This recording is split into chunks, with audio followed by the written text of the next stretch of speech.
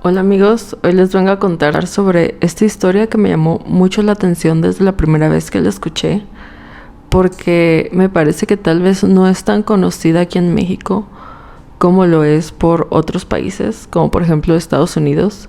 Creo que causó mucha sensación allá, ya que se han escrito varios libros y reportajes sobre este hecho, y aquí en México casi no hay información. Esta historia ocurre en el pueblo de La Hierbabuena, Tamaulipas, un pueblo ubicado en la Sierra Madre Occidental entre Nuevo León y Tamaulipas. Y fue entre los años 1957 y 1963. Empezamos con los hechos.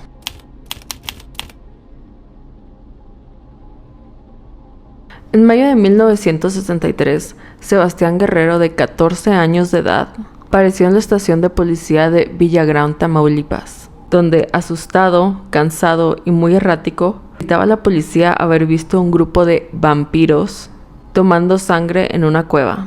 Los policías, pensando que estaba bajo algún estupefaciente o alguna droga, lo ignoran.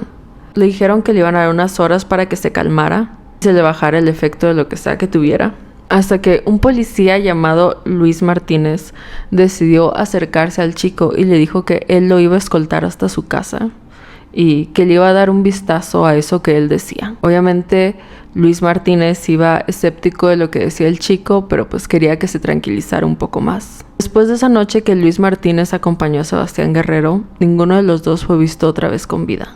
Después de unos días de la desaparición de Luis Martínez y Sebastián Guerrero, los policías, compañeros de Luis Martínez, empezaron a preguntarse qué había pasado con él.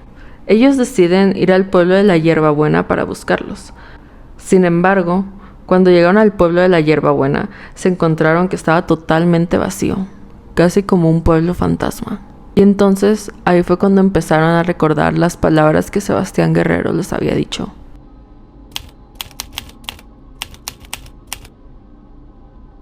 Sebastián Guerrero, el niño de 14 años, era un habitante de un pueblo cercano que constantemente salía a explorar las cuevas de la zona, pues se decía que en estas cuevas había un tesoro escondido.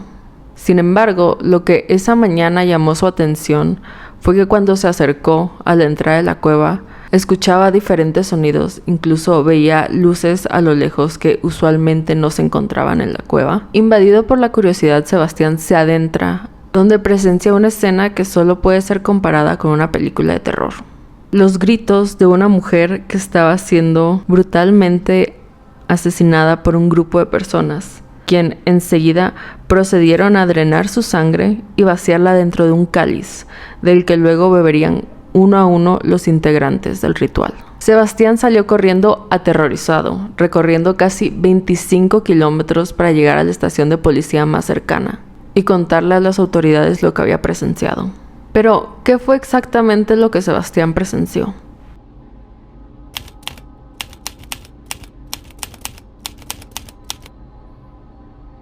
A finales de los años 50 y principios de los años 60, dos hermanos llamados Santos y Cayetano Hernández, notorios estafadores, idearon un plan que ellos aseguraban que los iba a llegar a la riqueza y fortuna. Para llevar a cabo su plan, ellos se encontrarían el lugar perfecto en una pequeña comunidad llamada La Hierbabuena, ubicado entre las montañas de la Sierra Madre Occidental. Este era un pequeño poblado de alrededor de 20 familias, de los cuales la mayoría era analfabeta y vivía en extrema pobreza. Los hermanos llegaron a esta aclamando ser sacerdotes profetas enviados por los dioses incas y prometían traer riqueza y prosperidad a este pueblo, a cambio, desde luego, de ofrendas hacia ellos. Debido a la ignorancia tanto del pueblo como de los hermanos Hernández, nadie se cuestionó que los dioses incas eran originarios de la mitología de Perú y que no tenían ninguna conexión con la historia de México. Los hermanos Hernández se presentaron como profetas y empezaron a manipular a la población, exigiendo ofrendas económicas y sexuales. Es aquí donde empieza una serie de violencia sexual contra esta comunidad, que muchas veces se le adjudica solamente a Magdalena Solís, de quien ya vamos a hablar en un momento, pero realmente fue llevada a cabo en su mayoría por los hermanos Hernández, quienes demandaban a los habitantes esclavos sexuales, indiferentes de la edad o género, pero obviamente la mayoría eran mujeres menores de edad.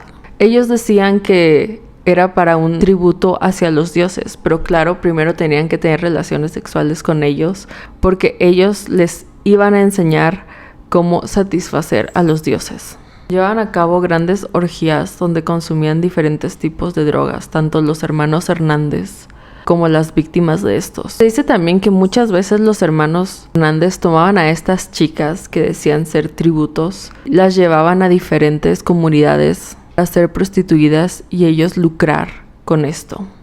A pesar de que el plan de los hermanos Hernández funcionó por un tiempo, al no ver resultados de estos dioses incas, la comunidad empezó a cuestionarse la veracidad de sus actos. Entonces, los hermanos Hernández, en su gran esfuerzo por salvar su mentira, dijeron que ellos iban a subir hasta la montaña más alta de la Sierra Madre e iban a rezarle a los dioses para que les trajeran una prueba. Sin embargo, los hermanos Hernández no subieron a ninguna montaña, claramente, y simplemente llegaron a la ciudad de Monterrey, Nuevo León, donde encontrarían la solución a su problema.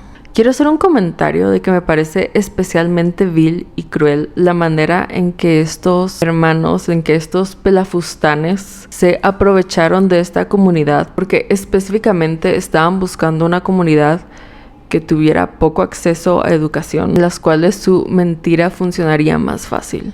Estas personas se aprovecharon de familias enteras solamente por conseguir satisfacción propia y dinero que estas familias apenas tenían, porque la comunidad de la Hierbabuena era una comunidad muy pobre. Entonces estas familias lo poco que ganaban se lo daban a los hermanos Hernández por el miedo que le tenían a estos supuestos dioses.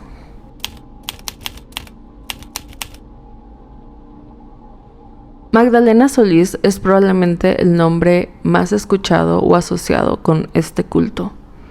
Y les voy a contar en un momento por qué. En la ciudad de Monterrey, Nuevo León, Santos y Cayetano encontrarían a Eleazar y Magdalena Solís, un par de hermanos originarios de la ciudad. Magdalena en ese entonces tenía 16 años y se dedicaba a la prostitución, con su hermano Eleazar como su proxeneta. Y es incierta la edad de Eleazar. En algunas versiones vi que eran gemelos y en otras que él era mayor que ella, de aproximadamente unos 21 años. Vámonos con la idea de que tenía 21 años porque encontré un artículo de un periódico donde se dice que este es Eleazar Solís y aquí es donde se menciona su edad. También muchas veces se adjunta esta foto con el nombre de Magdalena Solís. Sin embargo, esta no es Magdalena. Esta persona es una mujer llamada Dagmar Overby, quien irónicamente es una asesina serial de Dinamarca y que falleció en 1930. Aproximadamente 30 años antes de los hechos de este culto. No sé dónde se empezó a usar esta foto exactamente, pero pues es incorrecta. Se supone o se dice que la verdadera Magdalena Solís es esta que les voy a mostrar en este momento, que me parece un poco más creíble solo porque sus facciones se ven un poco más latinas y se ve un poco más joven. Los Hernández convencieron a Eleazar y Magdalena que se unieran a su estafa. La idea era que Magdalena se haría pasar por una reencarnación de una diosa inca que llegaría al pueblo de la Hierbabuena a demandar más tributos y ofrendas a cambio de dinero. La presentación de Magdalena se hizo de la siguiente manera. Los hermanos llevarían a sus seguidores a una cueva, donde con ayuda de una cortina de humo, Magdalena emergería de la cueva y se presentaría como la diosa. Sin embargo, hay algo con lo que ellos no contaban, que al momento de realizar el acto, Magdalena sufrió un tipo de psicosis en el que ella, a pesar de saber que todo esto era una farsa, comenzó a creer que de verdad era una diosa y se proclamó así como la mismísima reencarnación de la diosa azteca Coatlicue. Ahora combinando la cultura mexicana con la cultura inca, Coatlicue es una diosa azteca que es conocida como la diosa de la vida y la muerte. Magdalena ya tenía un antecedente de ser una persona muy espiritual, pues desde que vivía en Monterrey no solo se dedicaba a la prostitución, sino también hacía lecturas de tarot y se decía a sí misma como una medium. Para las personas que desconocen, un medium o una medium se le dice a una persona que funciona como intermediaria entre espíritus y seres vivos. Es así como al creerse la diosa Coatlicue, Magdalena empieza a exigir ofrendas cada vez más violentas.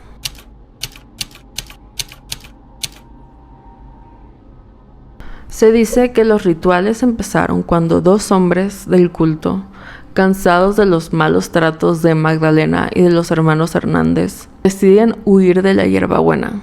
Otros miembros se enteraron de este plan y los acusaron con Magdalena, quien como castigo ordenó a estos hombres a que fueran sacrificados. Sus seguidores entonces procedieron a linchar a estos dos hombres. Estas dos personas fueron asesinadas a golpes por el resto de la población de la hierbabuena. Así, Magdalena, un poco más confiada de la lealtad que le tenían sus seguidores, empezó a demandar más sacrificios humanos, que incidentalmente era cualquier persona que se cuestionara los actos de Magdalena o de los hermanos Hernández, o cualquiera que tacharan de no creyente. La persona sería golpeada, torturada, se drenaría su sangre en un cáliz, donde se hacía una mezcla también con sangre animal, marihuana y peyote, dos fuertes alucinógenos naturales, del cual Magdalena bebía para después pasarlo entre los miembros, y finalmente se extraería el corazón de la víctima. Se llevaban a cabo rituales que incluían torturas y sacrificios. La sangre de las víctimas se mezclaba con sustancias alucinógenas, lo que alimentaba la creencia y el miedo hacia Magdalena, ganando así el nombre de la sacerdotisa de la sangre.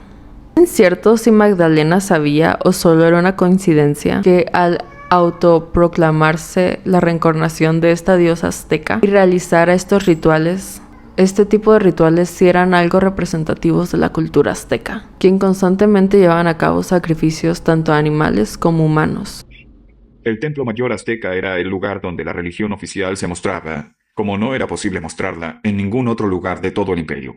Los aztecas eran profundamente religiosos, pero su religión pedía un precio muy alto. Era un precio de sangre y de corazones humanos. Sus sacerdotes realizaban sacrificios humanos en el templo mayor, tan a menudo que sus escalinatas estaban constantemente manchadas de sangre. La sangre era lo más precioso que se podía dar. La sangre era algo sagrado. Es por eso que se entregaba tan a menudo a los dioses.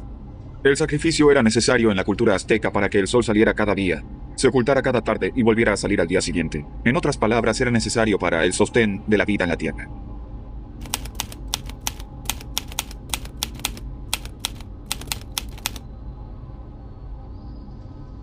Es muy difícil encontrar información o una versión concreta de este caso porque parece ser casi como una leyenda urbana que se va transmitiendo de boca en boca por décadas. La versión más famosa suele nombrar a los hermanos Hernández como los autores intelectuales de esta farsa. Sin embargo, encontré un video que se basa en una publicación de una revista de 1964 en el que dice otra versión de los hechos. En esta versión, Magdalena y Eleazar eran los autores intelectuales, retratando a Magdalena como la niña de 16 años que inició el culto y sucesivamente escogió a Santos y Cayetano como sus secuaces, quienes se encargarían principalmente de comunicar con los otros miembros y hacer los trabajos sucios. Esta versión también indica que los sacrificios que se hacían eran de personas que se ofrecían voluntariamente para servir a Magdalena y a los dioses. Y a pesar de que no pude encontrar mucho sobre esta versión, no me parece tan descabellada considerando el final de los hermanos Hernández.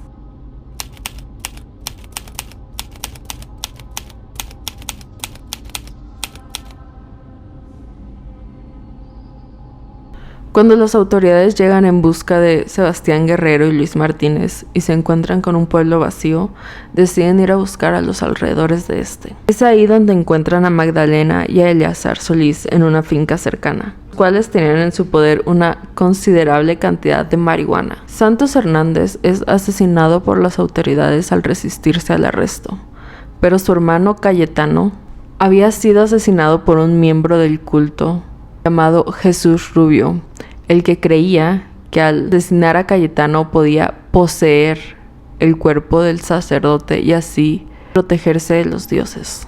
Muchos de los miembros fueron asesinados al formar una barricada tratando de proteger a Magdalena de las autoridades, resultando así en una masacre de gran parte de esta comunidad. Los restos de los cuerpos de Luis Martínez y Sebastián Guerrero fueron encontrados enterrados cerca de la finca.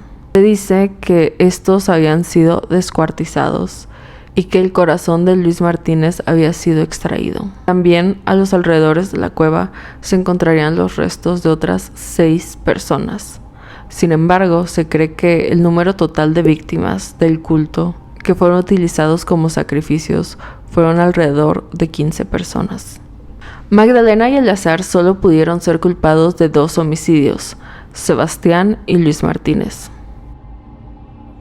ya que no pudieron ser relacionados con los otros 6 asesinatos que se encontraron. Ninguno de los habitantes que fue detenido quiso testificar contra Magdalena por el miedo que le tenían. Al final, Magdalena y Eleazar fueron sentenciados a 50 años en prisión, donde se dice que fallecieron. El resto de los habitantes de Hierbabuena que fueron detenidos fueron sentenciados a 30 años cada uno.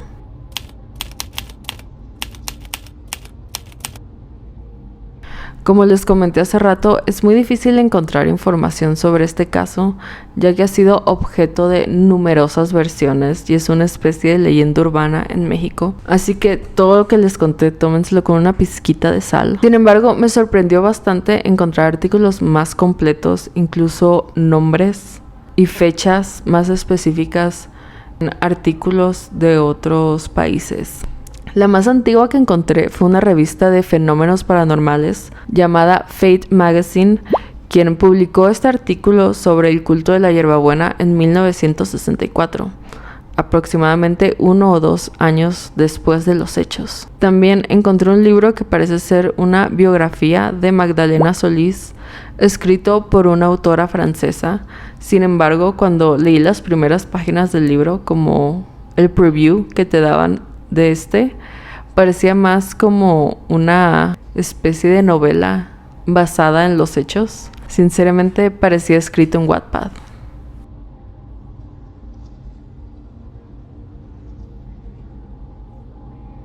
Todo esto para decir que es probable que la mayoría de estos datos hayan sido exagerados o inventados por el gran sensacionalismo que causó por toda la controversia alrededor del culto. Este gran espectáculo de la mujer sangrienta y el culto sexual, que en realidad era dirigido por una niña de 16 años, que había sido abusada desde muy pequeña y parecía padecer alguna enfermedad mental.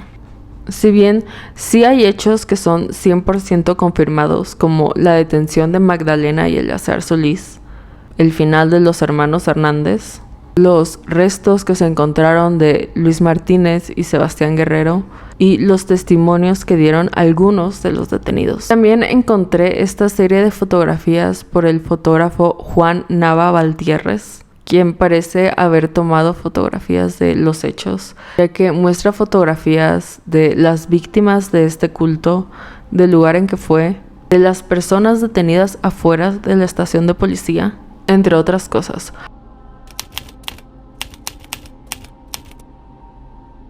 El culto de la hierbabuena es un ejemplo de cómo la manipulación, el miedo y la ignorancia pueden dar lugar a atrocidades. También refleja el interés en el fenómeno de los cultos en la cultura popular y la manera en cómo las historias se transmiten y se transforman con el tiempo. Creo que en esta parte también se puede aplicar el dicho de que quien no conoce la historia está destinado a repetirla. De que México podría considerarse un país sumamente espiritual o religioso. Actualmente, alrededor de 4.7% de la población mexicana es considerada analfabeta. Que 4.7 puede verse como una cantidad no tan grande, de hecho ha disminuido bastante en los últimos años. Pero esto en cifras reales es alrededor de 4.450.431 personas que no saben leer ni escribir, según un estudio del INEGI en el 2020. Y actualmente hay una gran cantidad de cultos activos en el país de México. Uno de los más notorios es el de La Luz del Mundo, cuyo líder se encuentra actualmente en prisión por crímenes de violencia sexual. Y que no me parece que sea coincidencia que la mayoría de sus sedes estén en comunidades marginadas, esparcidas en diferentes estados, excepto por la matriz que se encuentra en Guadalajara. Esto es todo. Díganme qué les pareció la historia, qué piensan de este culto, si ya lo hayan escuchado hablar antes o esta es la primera vez que lo escuchan. Os digo, creo que no lo he escuchado hablar tanto aquí en México. Y pues si les gustó este video, por favor denle like para saber que les gustó. Y si quieren seguir viendo más videos como este sobre temas interesantes, perturbadores, de miedo, extraños, pueden verlos aquí en mi canal. Eso es todo, muchas gracias. Bye. Porque parece que es Mooney.